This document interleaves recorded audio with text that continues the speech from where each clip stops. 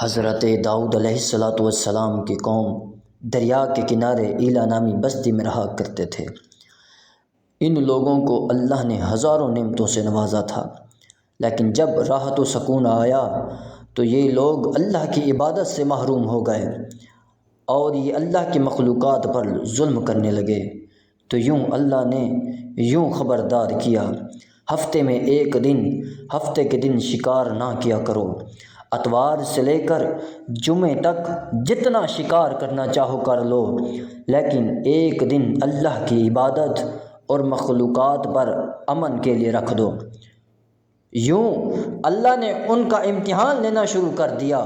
وہ اتوار سے لے کر جمعے تک مچھلیاں پکڑتے، لیکن مچھلیاں زیادہ مقدار میں ہاتھ نہ آتی، اور ہفتے کے دن سمندر کو دیکھتے تو بڑی بڑی مچھلیاں نظر آنے لگتیں۔ تو ان میں سے ایک شخص کو شیطان نے ورگلایا کہ پریشان کیوں ہوتے ہو، میری ترکیب پر عمل کرو، تم شکار سے کبھی محروم نہیں ہوگے۔ تو بس شیطان کے کہنے پر ہفتے کے دن ڈوری کو کانٹا لگا کر سمندر میں ڈال دیا تاکہ مچھلی پھنسے تو تم اس مچھلی کو اتوار کے دن نکالنا، اور یوں ہفتے کی حرمت باقی رہے گی اور تمہارا شکار بھی ہو جائے گا۔ تو بس شیطان کی ترکیب پر عمل کیا، ہفتے کے دن مچھلی پھنسی رہی اور اتوار کے دن نکالتا اور مزے سے کھاتا۔ جب آس پاس کے لوگوں نے پوچھا تو ان کو بھی یہی ترکیب بتانے لگا۔ تو یوں اس قوم کے لوگ ہفتے کو شکار کرتے اور اتوار کو نکالتے، اور کچھ نے تو سمندر میں نالیاں بنا بنا کے چھوٹے چھوٹے تالاب بنائے تاکہ ہفتے کے دن جیسے ہی مچھلی یہاں سے گزرے اور تالاب میں پھنس جائے، اور ہم اتوار کو مچھلیوں کو نکال کر کھائیں گے۔ گاؤں میں کچھ اللہ کے خاص بندے بھی تھے جو کہنے لگے، اے لوگو، اللہ نے ہفتے کے دن شکار کرنے سے منع کیا ہے۔ یہ جو تم جال پھینکتے ہو یا چھوٹے چھوٹے تالاب بناتے ہو، اگر یہ ہفتے کے دن مچھلی پھنستی ہے تو یہ ہفتے کے دن ہی شکار ہوگا۔ اللہ کے عذاب سے ڈرو، اللہ کی نافرمانی نہ کرو۔ وہ لوگ ان کا مذاق اڑانے لگے کہ ہماری جو مرضی ہوگی ہم کریں گے۔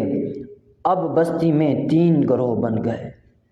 ایک وہ گروہ جو ان نافرمان لوگوں کی بار بار اصلاح کرتا، دوسرا وہ جو ان لوگوں سے نفرت کرتے، تیسرے وہ لوگ جو گمراہ ہو کر اللہ کی نافرمانی کر رہے تھے۔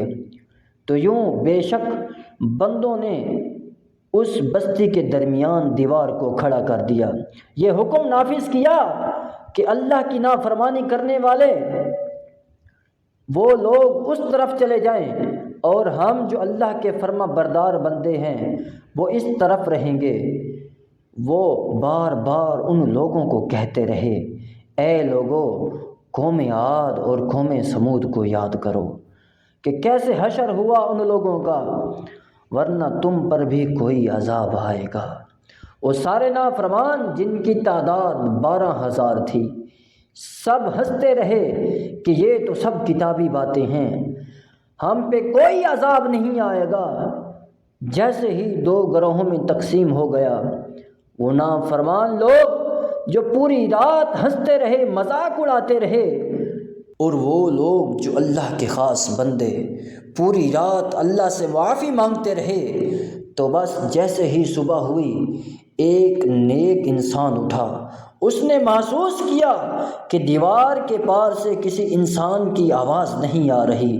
جیسے ہی دیوار کے اس پار چڑھ کر دیکھنے لگے کہ سارے کے سارے لوگ بندر کی شکل میں تبدیل ہو چکے تھے۔